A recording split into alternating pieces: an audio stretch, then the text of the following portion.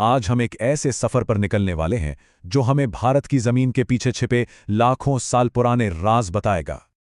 कभी सोचा है दुनिया के सबसे ऊंचे पहाड़, एक विशाल तपता हुआ रेगिस्तान और साथ ही हरे भरे ट्रॉपिकल कोस्ट्स, ये सब एक ही देश में कैसे हो सकता है? यही तो है भारत, एक ऐसी जमीन जहां कुदरत के हर रंग एक साथ देखने को मिलते हैं। तो सवाल यही उठता है कि ये सब एक ही जगह पर आखिर आया कैसे? इसका जवाब पता है, लाखों साल पुरानी एक कहानी में छिपा है। एक जबरदस्त टक्कर की कहानी जिसने दुनिया का नक्शा ही बदल कर रख दिया। तो चलिए देखते हैं कि हमारा ये सफ़र कैसा रहेगा। हम भारत की इस कमाल की डाइवर्सिटी को देखेंगे, जानेंगे कि ये उपमहाद्वीप बना कैसे, इसकी जीवन देने वाली नदियों और मॉनसून के बारे में बात करेंगे और आखिर में समझेंगे कि इस भूगोल ने यहाँ के लोगों की कहानी को कैसे घड़ा है। शुरुआत करते हैं भारत की अविश्वसनीय डाइवर्सिटी से।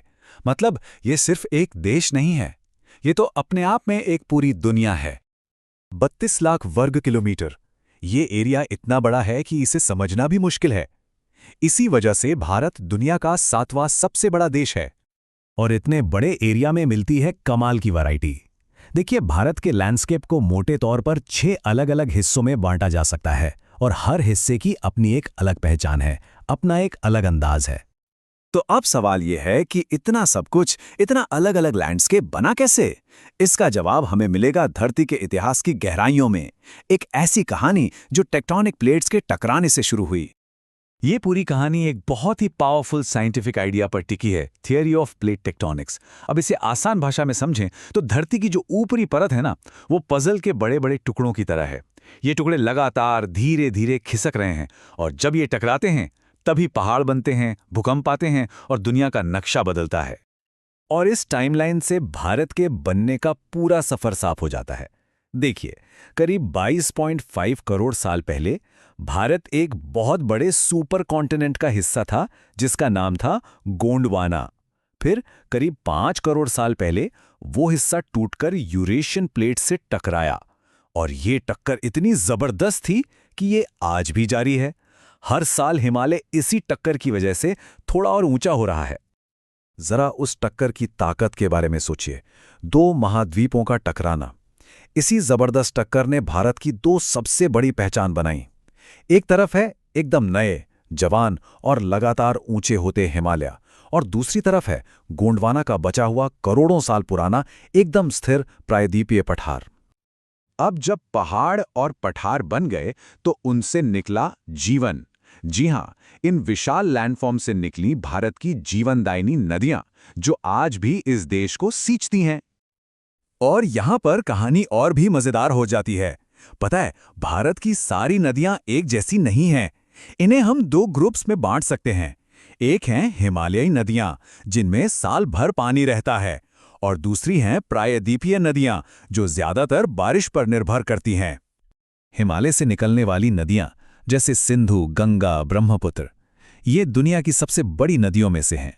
इन्हें बर्फ पिघलने से और बारिश से, दोनों से पानी मिलता है, इसीलिए ये साल भर बहती हैं और हमारे विशाल उत्तरी मैदानों को जिंदगी देती हैं। वहीं दूसरी तरफ है प्रायद्वीपीय नदियां।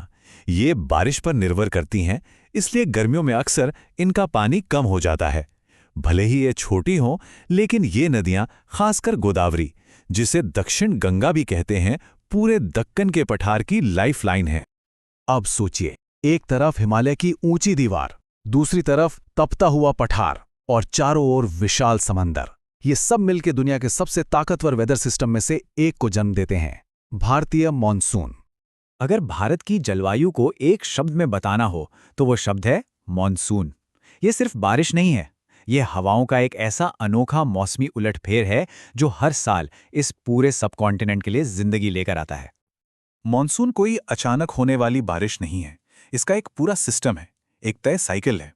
देखिए, जून की शुरुआत में जमीन पर बने लो प्रेशर की वजह से ये समंदर से नमी वाली हवाओं को अपनी तरफ खींचता है। फिर ये हवाएं पूरे देश में फैल जाती हैं और सितंबर आते आते जब जमीन ठंडी होती है तो ये धीरे धीरे वापस लौट जाता है। लेकिन मॉनसून का आशीर्वाद सबको बराबर नहीं मिलता। जैसा कि इस चार्ट में साफ दिख रहा है, भारत के कुछ हिस्सों में इतनी ज्यादा बारिश होती है कि बाढ़ आ जाती है, तो वहीं कुछ हिस्से सूखे रह जाते हैं। और यही संतुलन पूरे देश में जिंदगी के तौर तरीकों को तय करता है। तो चलिए अब इस पूरी प्राकृतिक कहानी को इंसानी कहानी से जोड़ते हैं। आखिर ये पहाड़, ये नदियां, ये मॉनसून भारत के लोगों के लिए इतने जरूरी क्यों हैं? देखिए, भारत की नदियां सिर्फ पानी का बहाव नहीं है, वो तो इकोनॉमी की लाइफलाइन है। खेतों की सिंचाई से लेकर हमारे घरों में बिजली पहुंचाने तक, और तो और हमारे बड़े बड़े शहरों की नींव भी तो इन्हीं नदियों के किनारे रखी गई थी। ये वाकई में देश की अर्थव्यवस्था की रीढ़ है।